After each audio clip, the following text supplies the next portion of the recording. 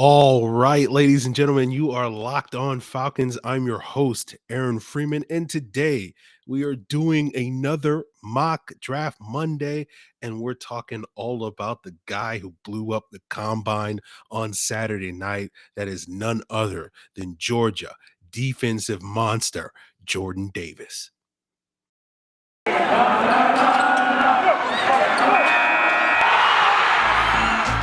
You are Locked On Falcons, your daily Atlanta Falcons podcast. Part of the Locked On Podcast Network, your team every day.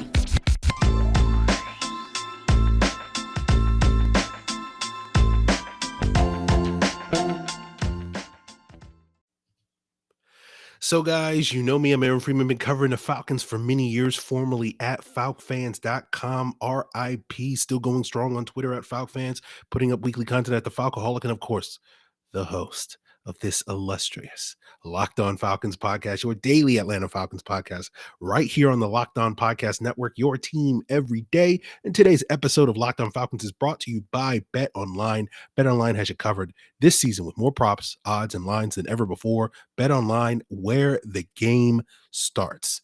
So today we are doing, I believe, our third mock draft Monday of the offseason. We got, 8 more to go, 11 total. And today's episode, full disclosure, I'm recording this as the defensive backs are taking the field on Sunday afternoon to run their 40s and do their drills. So we'll see if there's sort of another blow up with the combine, Sunday afternoon, Sunday evening with one of those guys. But let's talk about the guy who blew up Saturday, and that's Jordan Davis. And yes, I'm cheating the conceit of Mock Draft Monday, where I look at a recent mock draft. I don't think there's been a Falcons mock that or a mock draft that has had the Falcons selecting Jordan Davis with their first round pick since like November or something like that, at least in terms of the major websites or whatever. So go back and dig through an October or November mock or whatever the case may be that had the Falcons. Let's just talk about Jordan Davis, right? And so I think Jordan Davis, or let me do a mock real quick. Evan Neal number 1, Jordan Davis number 8. Boom.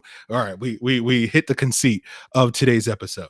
So could Jordan Davis be in the mix for the Falcons at pick number 8? Yes, I think he is, after his sort of incredible 40 time that he ran Saturday night.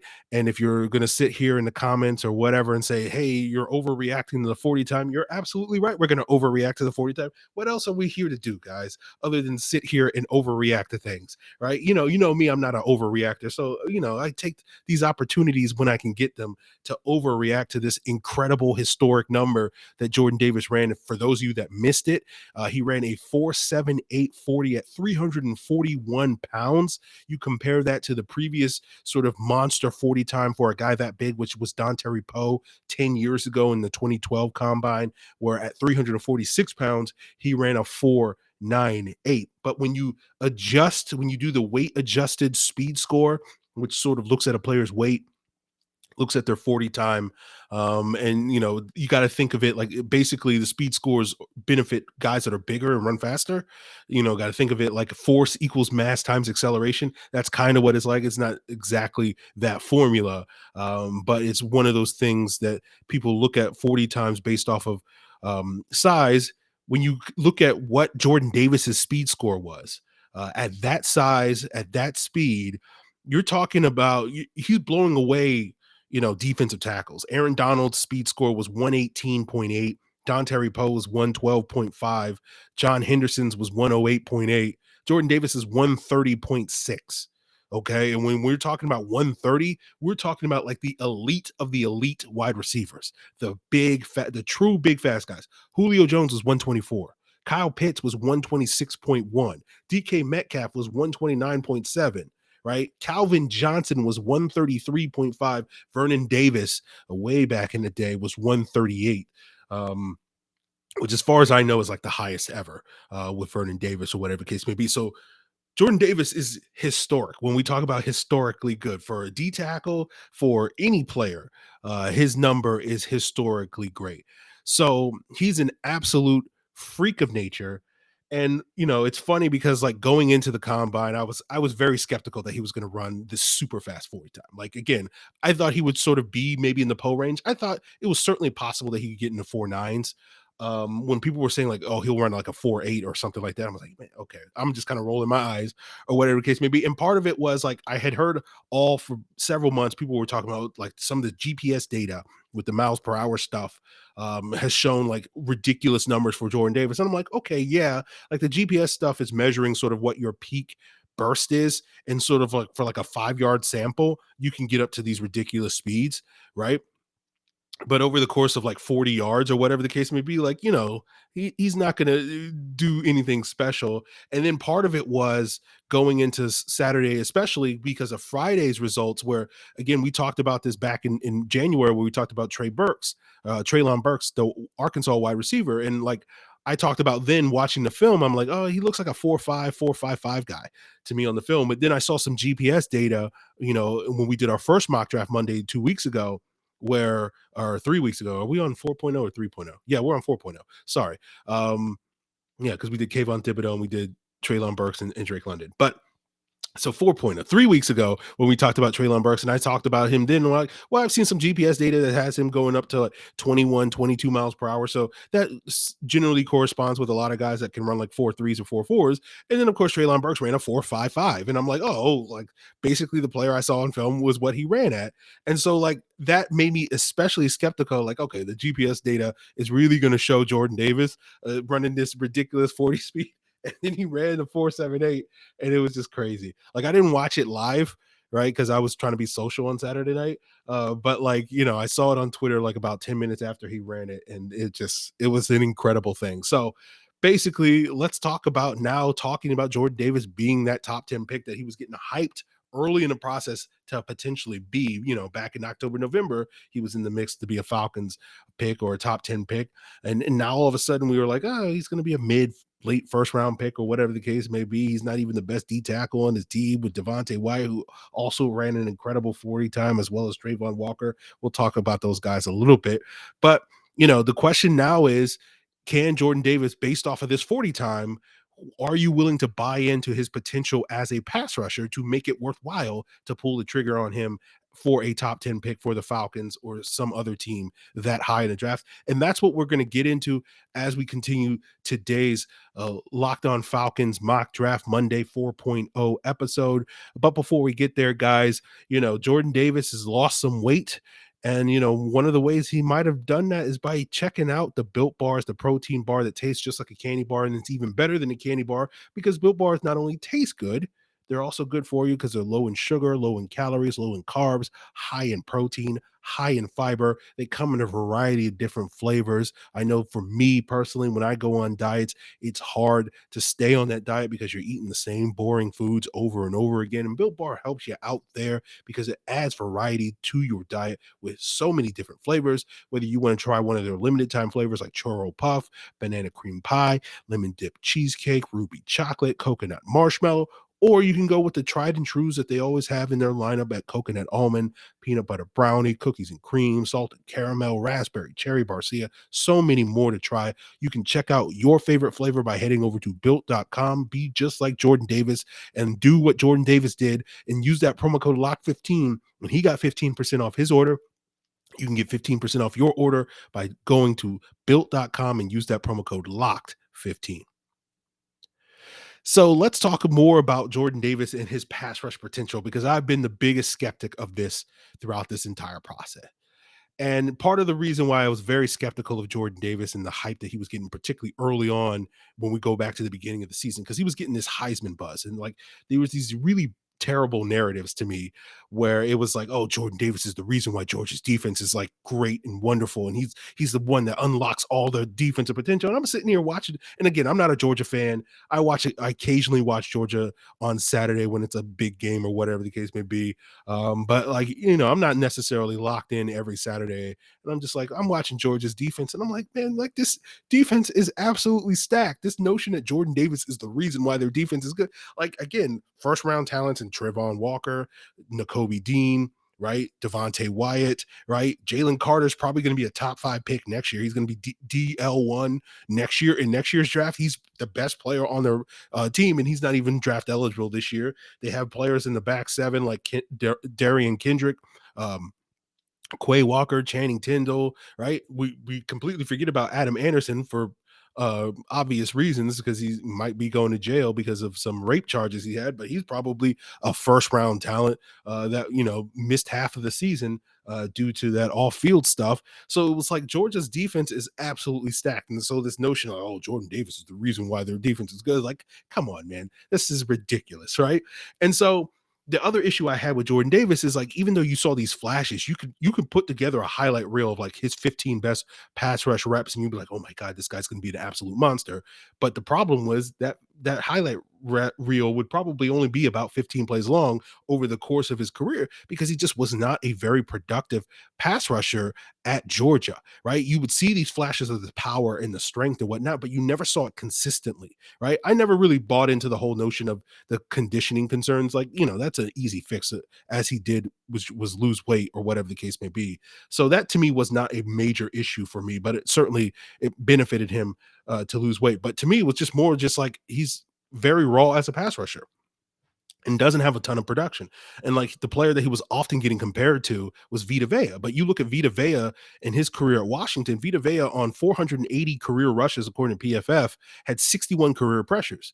You look at the past 3 years combined for Jordan Davis, he had about 497 pass rushes and only had 25 career pressures. He had or over the 3 years and 30 career pressures over his entire career. You just did not get a player that was very productive as a pass rusher, right? You look at Vita Vea's pass rush pressure rate in the NFL, it's 11% over his career. You look at another big physical nose tackle type of player, Dexter Lawrence, who also ran a pretty good 40 for his size at 340 something pounds. He ran like a 505, which is kind of what I thought Jordan Davis would wind up running. His career pressure rate in the NFL is like 8.6%, right? Danny Shelton is another player going back to the 2015 draft who had a career pressure rate of 5%.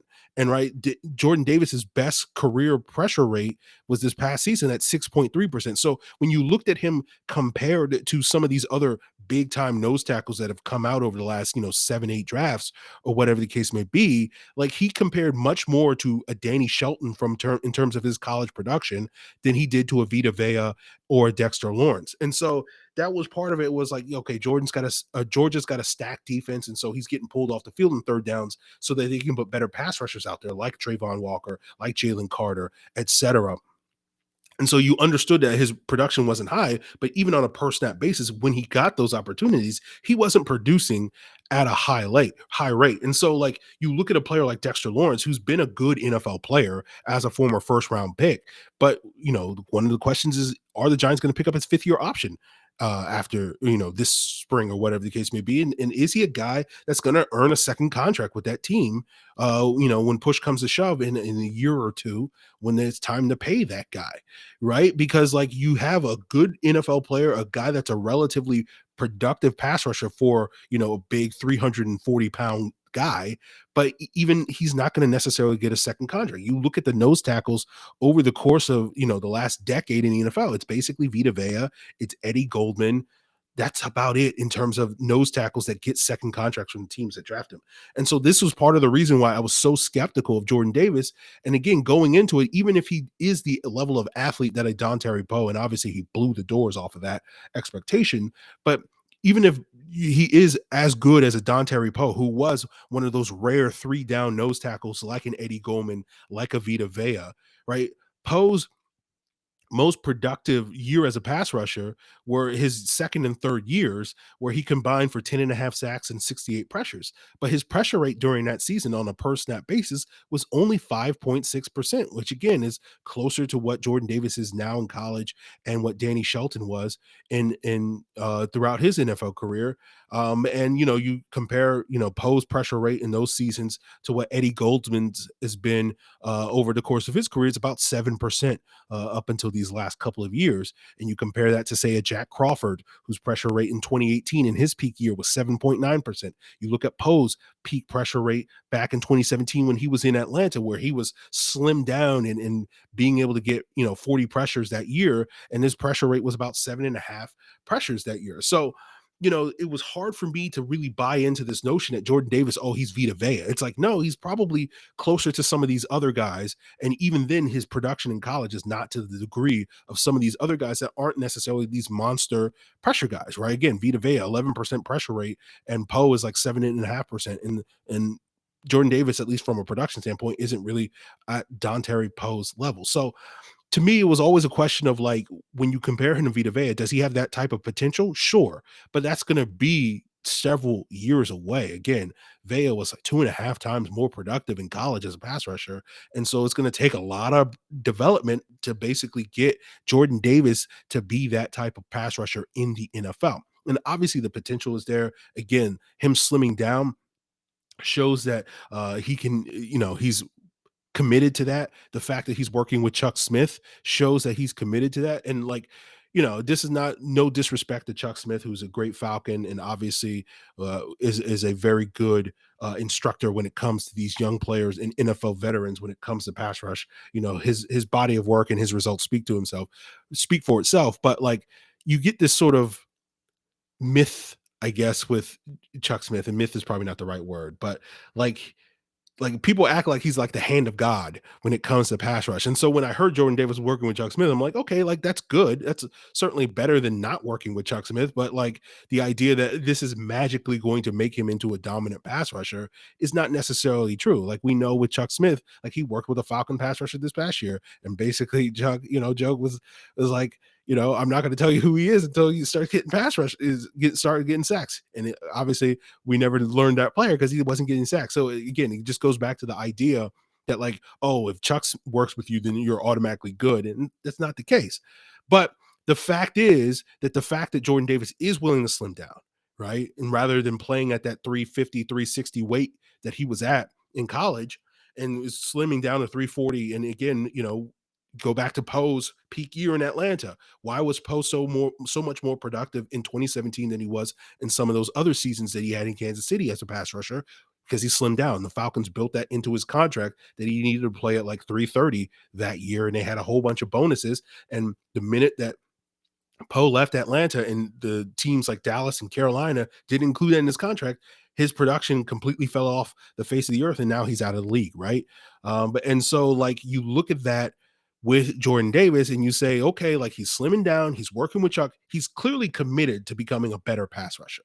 And so when we talk about the notion that he's going to have to develop as a pass rusher, he's showing what you want to get, the baseline, that foundation for, okay, like this is the type of guy that if he's willing to go to Chuck, if he's willing to lose all this weight so far, and hopefully he can keep it off and maintain this weight moving forward. And that's going to be something that the team that drafts him is going to have to monitor moving forward. But the fact that he's willing to make those commitments makes it enough for you to be willing to buy in. That again, while he may not be that sort of high level pass rusher right now, based off of where he is, that in 3 or 4 or more years, he could get to that sort of Vita Vea level, and or potentially be beyond Vita Vea at that level if he continues to work on it. So while I still maintain some degree of skepticism whether what Jordan Davis's baseline is going to be coming into the NFL as a pass rusher, and certainly what his ceiling is as a pass rusher,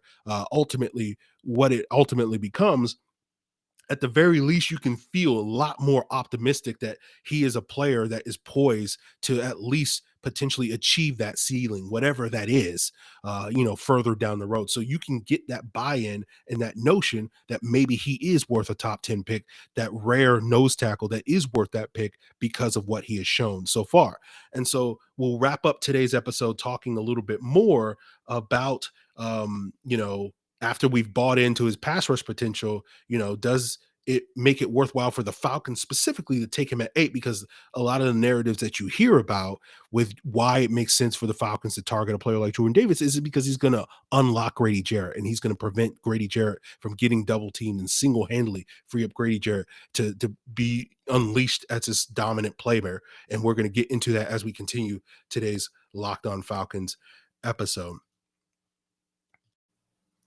So, guys, this weekend was a great weekend to get started at BetOnline, whether you were wanting to bet on the UFC fight, the NBA games, college hoops. You had the Duke UNC game. And of course, you could have bet on some of these combine props. I don't think anybody broke the combine record again, recording this before the DBs are done with their drills. But at least through Saturday evening, no one had broken any of the combine records, which you could have bet on at betonline.net. But now you look at some of the props for who's going to be that number one pick. You got even money with Evan Neal and Ike Ekwonu at plus 110, which means if you bet $100, you win $110. And so those guys could both go number one overall, according to betonline.net, even money there. But I'm looking at those Aiden Hutchinson odds of plus 500 and being like, that might be worthwhile putting a little bit of money on. But don't miss the next big weekend for betting action by heading over to betonline.net, where they have you covered not only for UFC, basketball,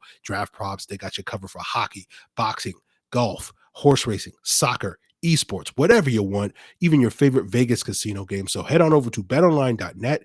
BetOnline, where the game starts.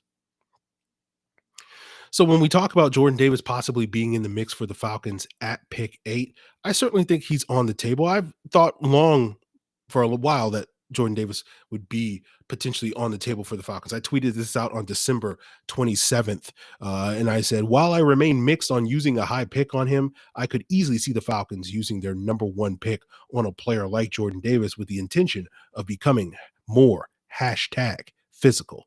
And so now, as we sit here on March 5th or whatever today is, as I'm sitting here recording this, I don't remain mixed on using a high pick on him. Although, I do wonder a little bit about his pass rush potential and whatnot, but I'm willing to roll the dice on that, say, in terms of him being an athletic freak in that. But when you talk about the Falcons drafting him at 8, a big reason why people want to take him beyond just being #more physical, it is because a lot of people believe that he could make Grady Jarrett into a much better player. And I still remain somewhat skeptical of that narrative. I think it's a little bit too cut and dry for a lot of folks.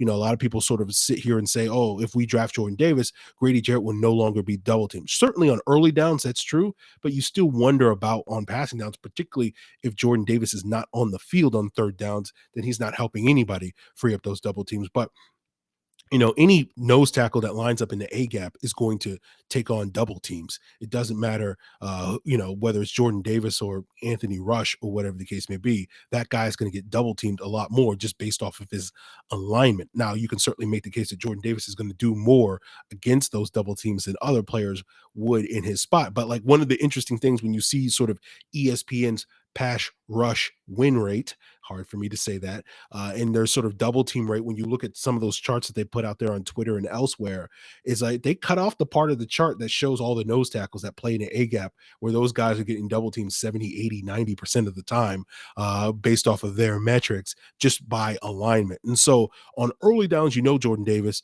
by playing that nose tackle spot, is going to free up those double teams from Grady Jarrett, because Grady Jarrett's going to be in the B gap and Jordan Davis is going to be in the A gap. But you do wonder a little bit on passing situations if Jordan Davis is going to be that, because part of you sits here and wonder, okay, we're talking about Jordan Davis and his pass rush potential, and going through the previous section of the episode, we're talking about him starting pass rush pressure rate being like 5-6% or whatever, and building beyond that to 8, 10, 11% down the road. Okay, he can get there someday, but you could sign a guy off the street for relatively cheap that's going to give you 8 to 10% as an interior pass rusher on early downs. F.A. Obata, spoiler alert for Friday, Free Agent Friday, that we do when we go through the free agents on defense that I'm going to sign. F.A. Obata is going to be on that list as a guy that I think relatively cheaply can come in and give you a 10% pressure rate, which is what he's had throughout his NFL career. Guys like Akeem Hicks and BJ Hill are going to give you 9-10% pressure rates right off the street if you want to sign some of the more prominent D tackles available in free agency. And so you sit there and you wonder, like, okay, if you add Jordan Davis, or if you were to sign one of these guys in free agency, like, is Jordan Davis going to be on the field in third downs?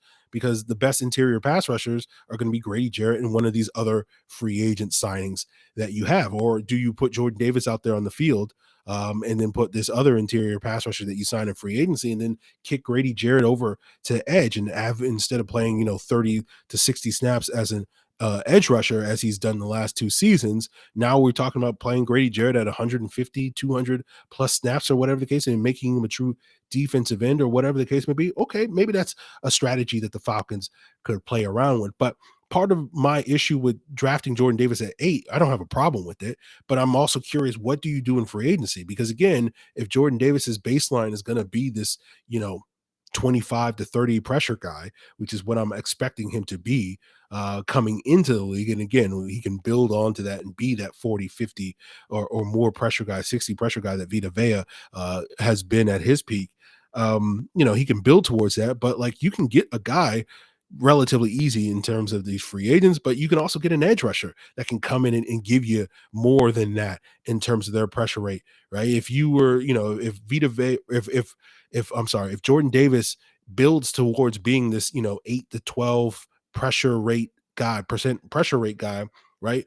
Vita Vea's 11% pressure rate. You know what Tack McKinley's pressure rate in 2018 was? It was 12%. You know what it was in his rookie season? It was 12%. So it's this idea that if your goal is to enhance the pass rush, right?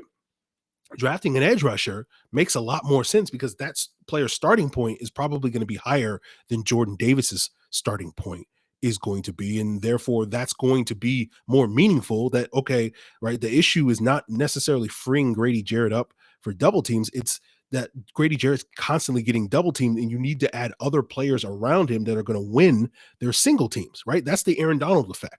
Right? Like the Aaron Donald effect is Aaron Donald's going to get double teamed all the time. And that's going to put Von Miller and Leonard Floyd and Dante Fowler in these single one-on-one matchups. And those guys are winning their one-on-one matchups. So the more important issue with Jordan Davis, or really any pass rushers the Falcons add, interior, exterior, free agents or draft picks, you got to win your one-on-ones. Because I don't think teams are going to suddenly be like, oh, well, we're not going to double Grady Jarrett. He's the guy that's going to force teams to grade. So it's about the guys that can win their one-on-ones. And so the point more is like, again, drafting Jordan Davis makes perfect sense. If you want to take that player, he can give you plus value on rundowns and certainly has the potential to give you plus value on passing downs.